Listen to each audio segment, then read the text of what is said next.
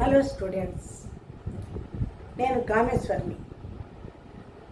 10th క్లాస్లో మీకు వ్యాకరణాన్ని బోధించాను ఇంతవరకు.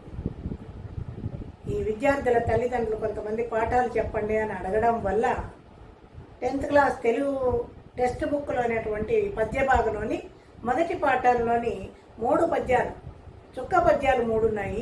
వాటిని మాత్రమే నేను వివరిస్తున్నాను. అవి మీరు పద్యాన్ని రాయవలసి ఉంటుంది, ప్రతిపదార్థం రాయవలసి ఉంటుంది. వాటినే నేను వివరిస్తూ, దానికంటే ముందుగా కామేశ్వరి సాయి సరస్వతుల అనే పేరుతోటి నేను చేస్తున్నటువంటి ఈ వీడియోల్ని సబ్స్క్రైబ్ చేసి మీరు లైక్ చేసి షేర్ చేసినట్లయితే నావి మరిన్ని వీడియోలు మీరు చూడగలుగుతారు. కొత్త వాళ్ళు ఎవరైనా ఉన్నట్లయితే సబ్స్క్రైబ్ చేసుకోండి.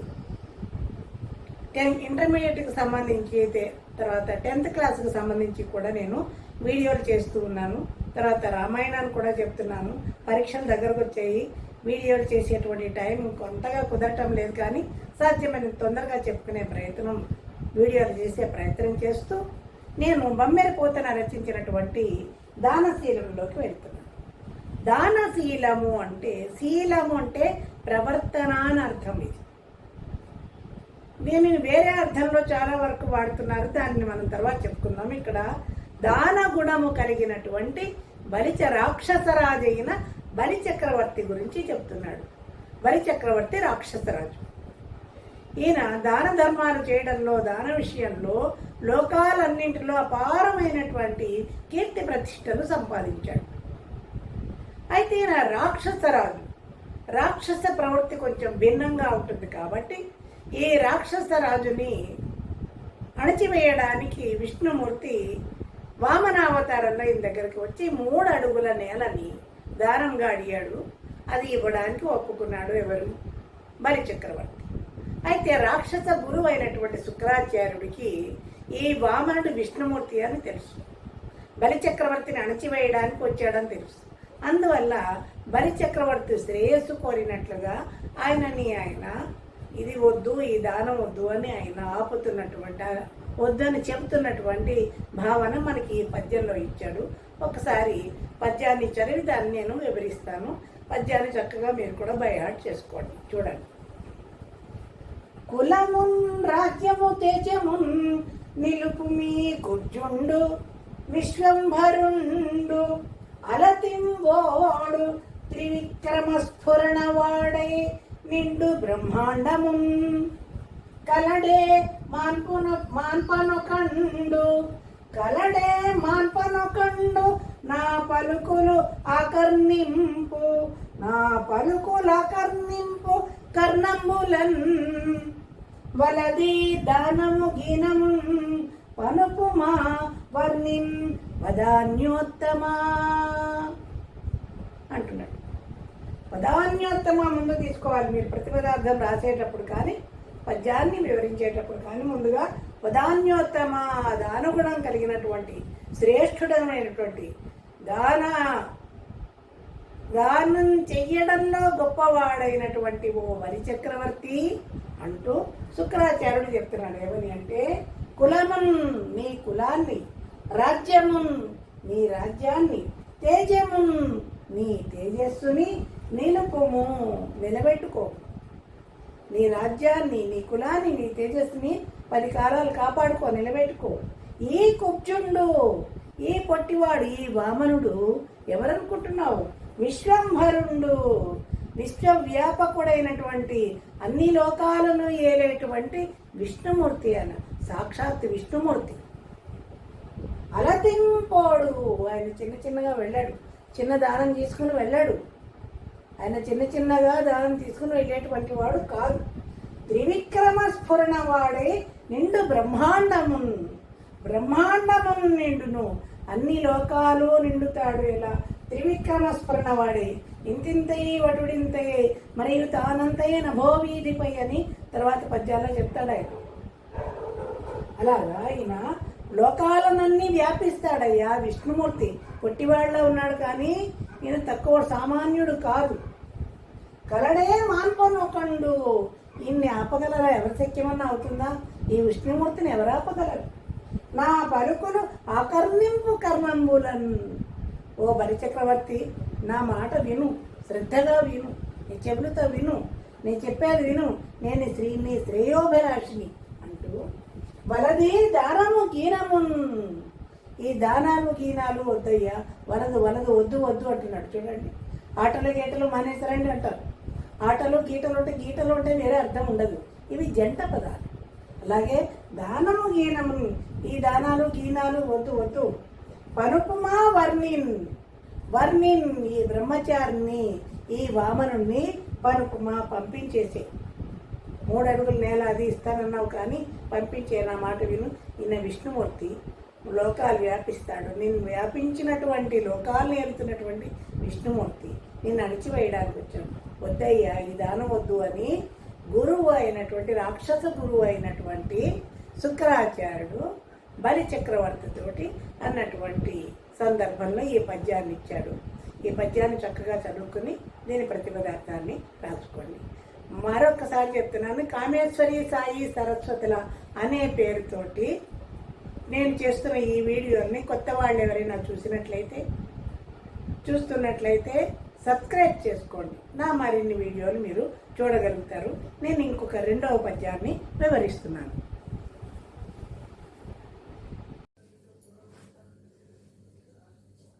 వ్యాసుడు సంస్కృతంలో 18 పురాణాలు రచించాడు. దాంట్లో బమ్మెర పోతన భాగవతాన్ని తెలుగులోకి అనువదించాడు.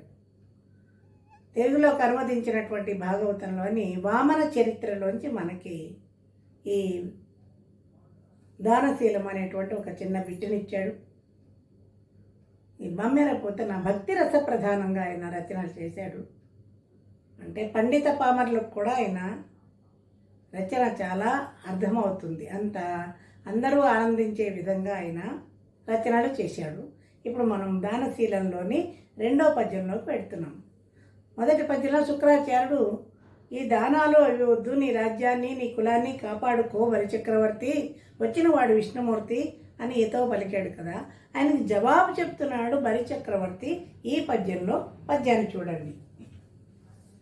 కారే రాజులు రాజ్యముల్ కలుగవే, గర్వోన్నతిం పొందరే, వారేరి సిరి మూట కట్టుకొని పోవంజాలిరే, వారేరి సిరి మూటగట్టుకుని పోవంజాలిరే, భూమిపై పేరైనంగలదే, భూమిపై పేరైనంగలదే, శివి ప్రముఖులున్ ప్రీతిన్ ఎసెక్కాములై, ఈరే కోర్కులు ప్రీతిన్ ఎసెక్కాములై, ఈరే కోర్కులు వారలన్ మరచిరే ఇక్కాలమున్ భార్గవ. ఓ గురువు గారు, ఆచార్య భార్గవ, కారే రాజులు, ఎంతోమంది రాజులు పూర్వకాలంలో చాలామంది రాజులు ఉన్నారు. రాజ్యములు కలుగవే, వాళ్ళకి ఎన్నో రాజ్యాలు వాళ్ళు పరిపాలించారు. పెద్ద పెద్ద రాజ్యాలను పరిపాలించారు ఆ కాలం రాజులు. గర్వోన్నతిం పొందరే, రాజులు ఆ రాజ్యాల్ని ఆ సంపదల్ని చూసుకుని చాలా చాలా గర్వంగా వాళ్ళు ఉండేవారు. గర్వంతో అహంకారంతో ఉండేటువంటి వాళ్ళు. ఆ కాలం అప్పుడు పూర్వం రాజులు సంపదను చూసుకొని రాజ్యాన్ని చూసుకొని ఎంతో గర్వంగా వాళ్ళు ఆ కాలంలో బతికారు. వారు ఏరి ఆ కాలంలో వాళ్ళు గర్వంగా అలా బతికారు. ఇప్పుడు వాళ్ళు ఏరి ఎక్కడున్నారు? సిరి మూటగట్టుకొని పోవంజాలిరే, స్త్రీ ప్రకృతి స్త్రీ వికృతి సంపదను మూటగట్టుకొని పోవంజాలిరే. వాళ్ళు అప్పుడు సంపాదించినటువంటి సంపదలు ఏమన్నా మూటగట్టుకొని పోయారా? ఏ మనిషి అయినా ఒకడు పుడతాడు, ఒకడే పోతాడు. ఒక్కడే ఏమీ తీసుకోకుండా పుడతాడు, ఏమీ తెచ్చుకుంటూ రాడు, తెచ్చుకుంటూ పట్టుకొని పోడు. రాజ్యాలు వేయలేరు వాళ్ళు. సంపదలతో చాలా గర్వంగా బతికారు. కానీ ఇప్పుడు ఆ రాజులు లేరు, ఆ రాజ్యాలు లేవు. వాళ్ళు ఆ సంపదల్ని ఏమీ పట్టుకొని పోలేదు కదా. భూమిపై పేరైనంగలదే, వాళ్ళ పేరు కూడా లేదు. మంచి గుణాలు కలిగి సత్ప్రవర్తన కలిగి సత్శీలము, ఎటువంటి తప్పులు లేకుండా ఉండేటువంటి వాళ్ళ చరిత్రలు ప్రపంచంలో ఎప్పటికీ మిగిలి ఉంటాయి. తప్పు చేతనే మిగులుతాయి. ఇప్పుడు రావణాసురుడు లాంటి వాళ్ళు ఉన్నారు, వాడు చాలా తప్పులు చేశారు కాబట్టి వాడు రావణాసురుని గుర్తుపెట్టుకుంటారు, ధర్మమూర్తి అయిన రాముడిని కూడా గుర్తుపెట్టుకుంటారు. మంచి ప్రవర్తనతో బతకండి అని ఉద్దేశం అది. అయితే ఇక్కడ వీళ్ళు రాజ్యాన్ని గర్వంగా పరిపాలించారు. వాళ్ళ ధనాన్ని కూడా ఏం పట్టుకుని పోలేరు. ఆ రాజులు ఇప్పుడు లేరు. భూమిపై పేరీనం గలదే, వాళ్ళ పేరు కూడా లేదు ఇక్కడ. శిబి ప్రముఖులు ప్రీతి యశక్కాములై, శిబి ప్రముఖులు, శిబి చక్రవర్తి మొదలైనటువంటి గొప్ప గొప్ప వాళ్ళు యశక్కాములై, కీర్తి ప్రతిష్టలను సంపాదించిన వారై, ప్రీతిని సంతోషంతో, ఈరే కోర్కులు, ఎంతమందికి ఎవరు ఏమడిగితారు వాళ్ళకి ఇవ్వలేదా? శిబి చక్రవర్తి లాంటి వాళ్ళు, ఎంతో కీర్తిని గడించినటువంటి వాళ్ళు, సంతోషంతో ఎవరు ఏమడిగితారు వాళ్ళకి ఇచ్చేశారు కదా. వారలను మరచిరే ఈ కాలము.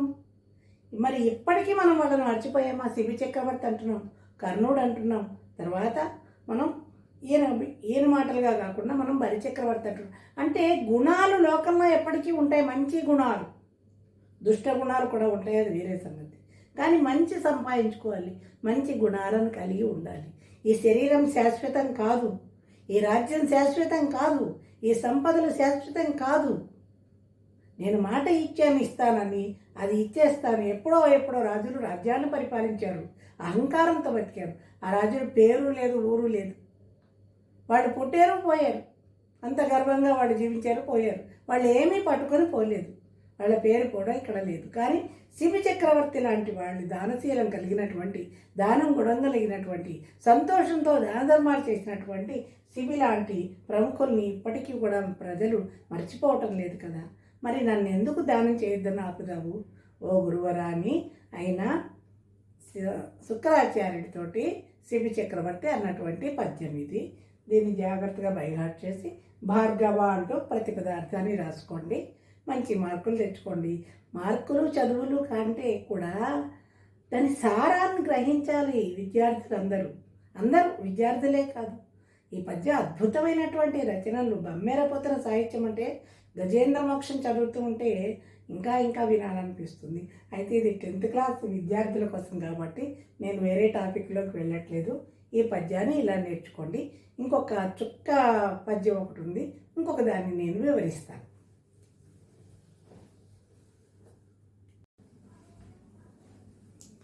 దానశీలంలోని మనం 3వ పద్యంలోకి వస్తూ ఉన్నాం.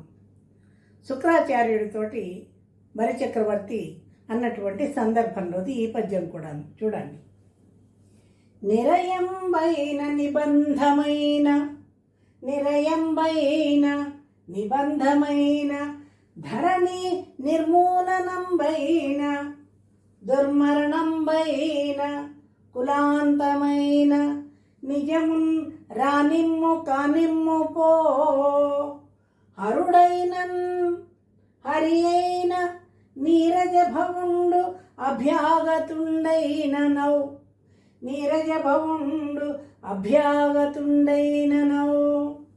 తిరుగన్నేరదు నాదు జిహ్వ వినుమా ధీవరియ వేయేటికిన్. ధీ అంటే బుద్ధి, ధీవర్య అంటే మహాపండితోత్తమ, ఓ ఆచార్య, ఓ శుక్రాచార్య, ఓ గురువుగారు వినుమా, వినండి, నా మాటలు విను.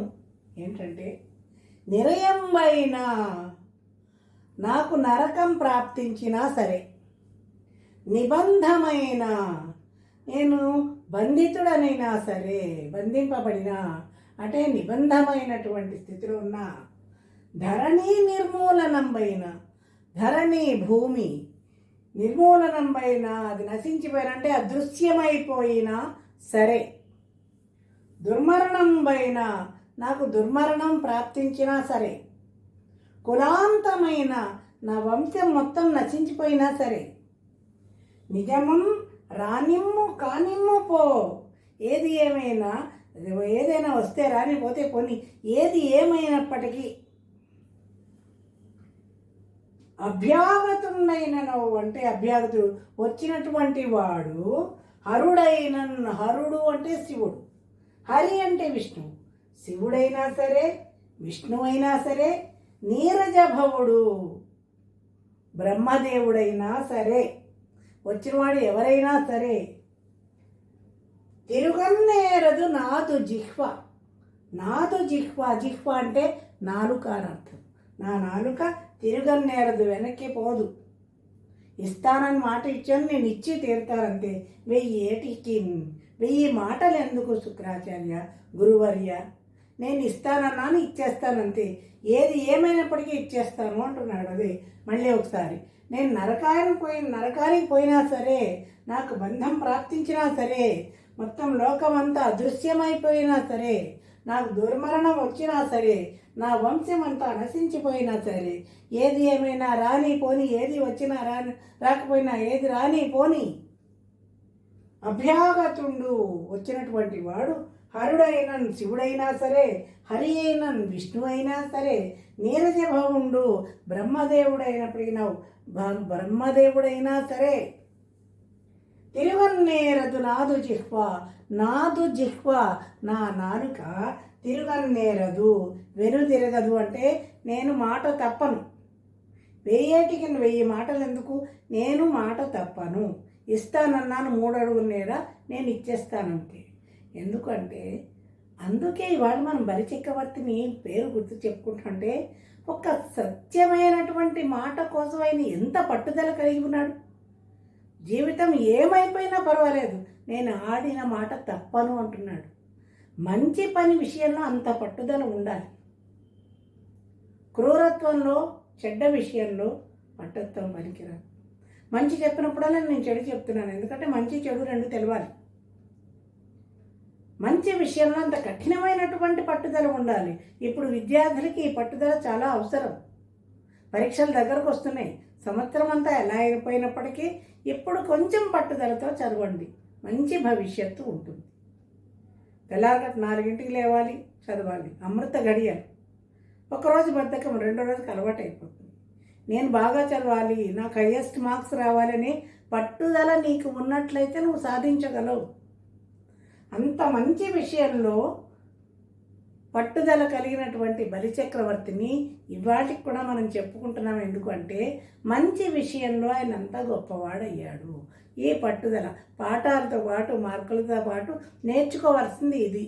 మంచి విషయంలో పట్టుదల ఉండాలి.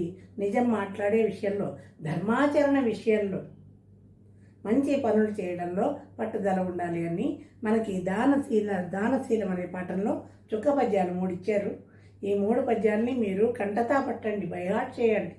పద్యం రాయమంటే రాయండి, ప్రతిపదార్థం రాయమంటే అది రాయండి. మళ్ళీ వీలుని బట్టి నేను గ్రామర్లోకి వెళ్ళడమో లేకపోతే ఇంకొక పాఠాన్ని చెప్పడమో నెక్స్ట్ ప్రయత్నం చేస్తాను. మరొకసారి కామేశ్వరి సాయి సరస్వతుల అనేటువంటి పేరుతో నేను ఈ వీడియోని చేస్తున్నాను. దీన్ని సబ్స్క్రైబ్ చేసి, లైక్ చేసి, షేర్ చేయండి. నావి కొత్త వీడియోలన్నీ చూడగలుగుతారు. ఇంటర్మీడియట్ వాళ్ళకు కూడా చేస్తున్నాను. కేవలం తెలంగాణ రాష్ట్రంలోని విద్యార్థుల కోసం ఈ 10th class Telugu, inter Sanskrit, inter సంస్కృతం ఈ వీడియోలను చూసి ఈజీ పద్ధతిలో చెప్తున్నాను. మంచి మార్కులతో పాస్ అవుతారని ఆశిస్తూ